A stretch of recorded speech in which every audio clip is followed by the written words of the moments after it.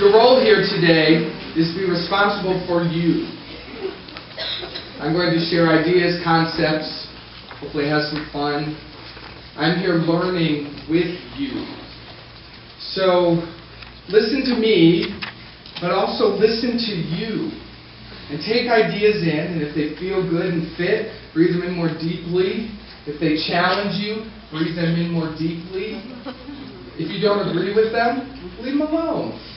Take what works for you and leave the rest. Basically, I invite you to sort of, where I'm going is like, lay down if you've got any religious ideas of me being separate from you or on a pedestal or any priestly ideas.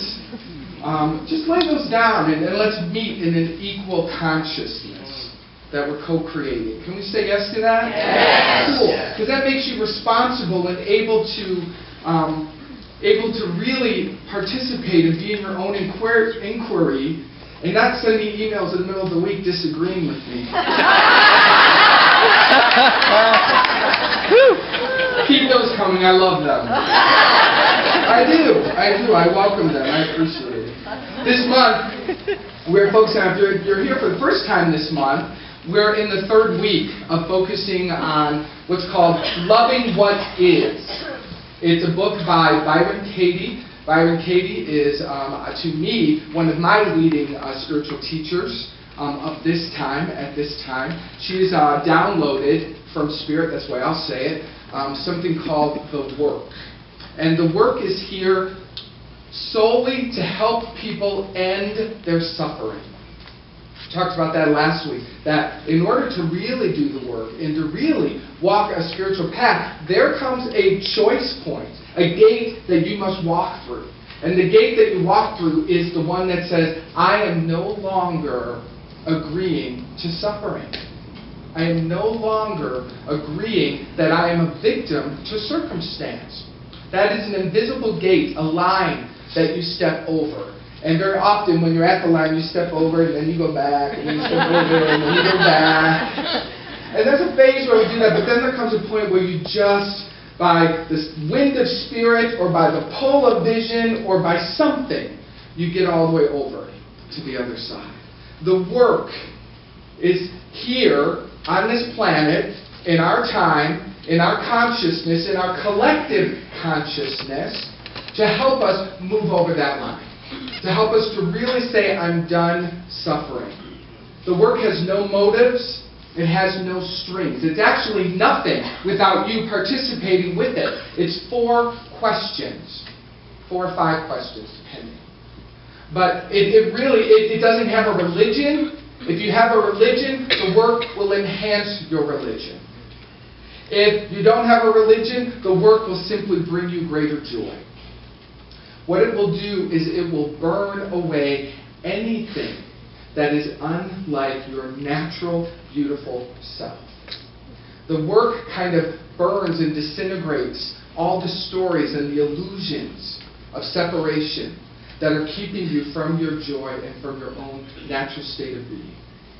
I'm going to invite you to get the last couple weeks of CDs, if you're new to this, to get a recap of what the work is about, the 4 questions. I'll simply say that there is it true. Can I absolutely know it's true?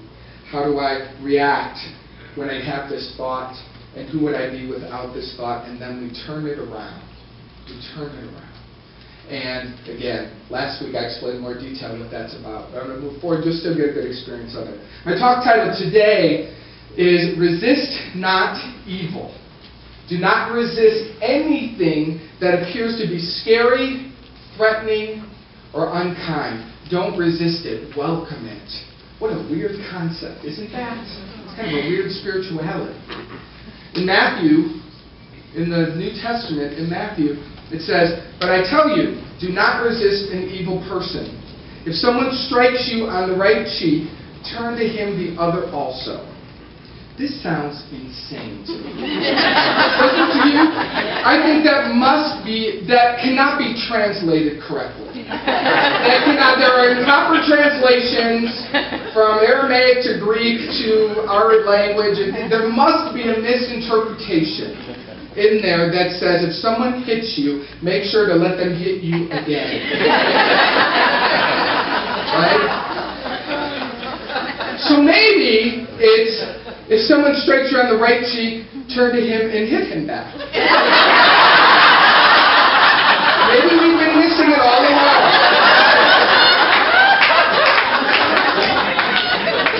I don't think so. I don't think so. That's old school spirituality, and we're looking for something at least a little higher consciousness than that. Maybe the translation really is, if someone strikes you on the cheek, turn and run really fast. That would be mine. If you were probably going to do it.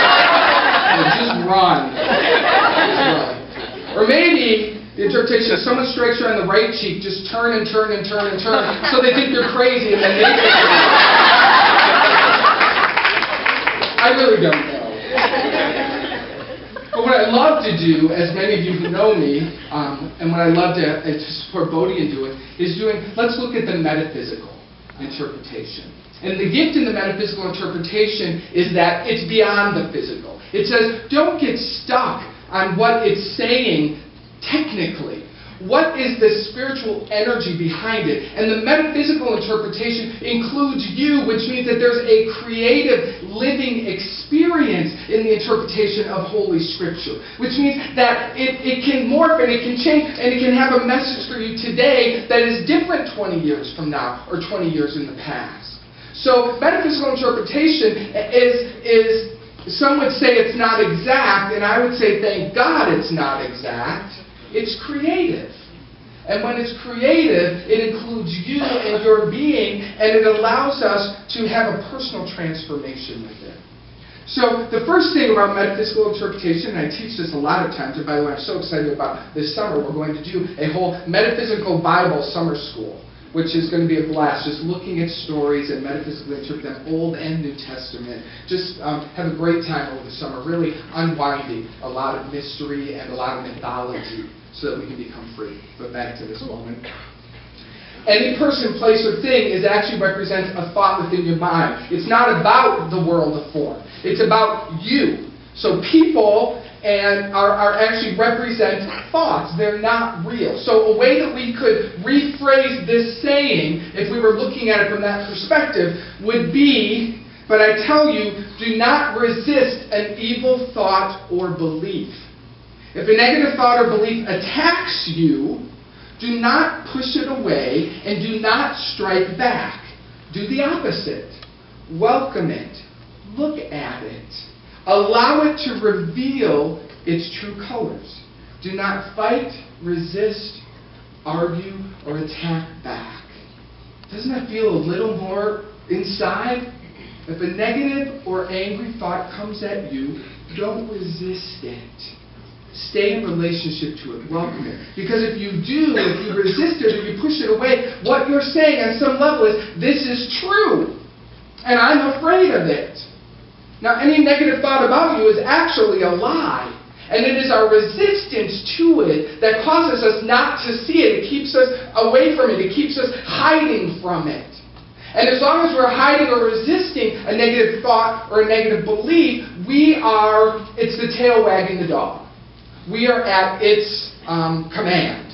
It is running our life.